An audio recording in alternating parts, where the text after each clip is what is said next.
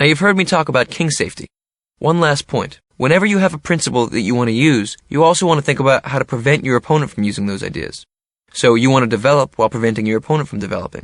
You want to bring your king to safety while preventing your opponent from castling his king to safety.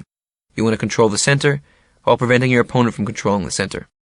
You want to move each piece of yours once while trying to incite your opponent to move as many pieces of his as many times as possible. This is how it works in chess. So every principle you learn will have more than one side to it. Whose position do you prefer here?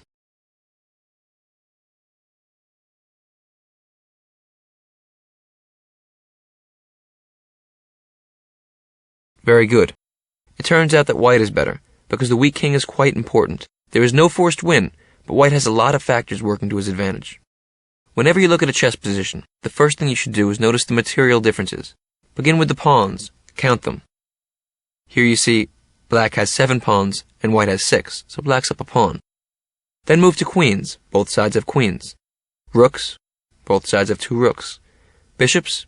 Both sides have 1 bishop. And knights. Here both sides have 2 knights. So black's up a pawn. On the other hand, white has much more development, a safer king, and central control. So this position is one of trade-offs, material for time and quality. Time, in this case, meaning development, and quality meaning white's pieces are better placed. How about this position? It's white's move. Who would you play here, black or white?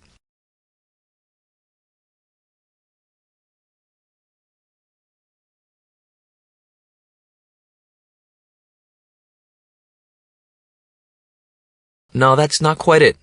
White is better here. Think about the themes previously discussed. What is white's best move? The relevant theme here is king safety.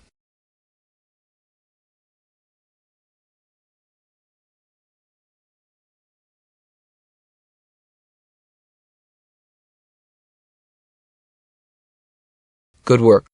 The best move is bishop takes f7. And after the trade, bishop takes f7, king takes f7.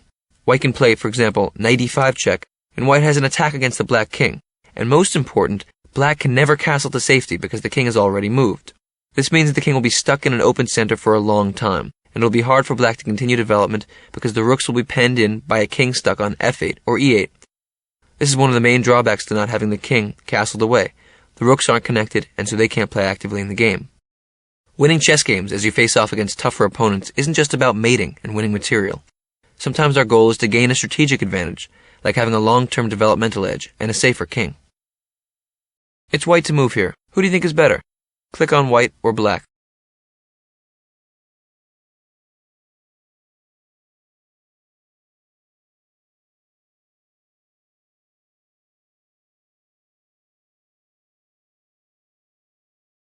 That's right. It would be easy to think of this position as one of trade-offs. White has more pawn development, and black has more piece development. It's important to know how to evaluate such situations. The most important issue here is quality of development. White has complete central domination, and black's knights are stuck on the side of the board, so the development is not so useful. If you focused on central control in your evaluation, then you had your eye on the ball. White is much better. One way to see this is to imagine how easily white can develop all his pieces, while black's game is cramped and difficult to handle. Remember, when developing, we want to begin by establishing at least one pawn in the center, holding our ground. Okay, let's say you begin a chess game e4, e5, and your opponent plays queen h5, bringing out the queen too early. It's a bad move that lots of beginners play. How can you develop a minor piece into the center and defend the e5 pawn?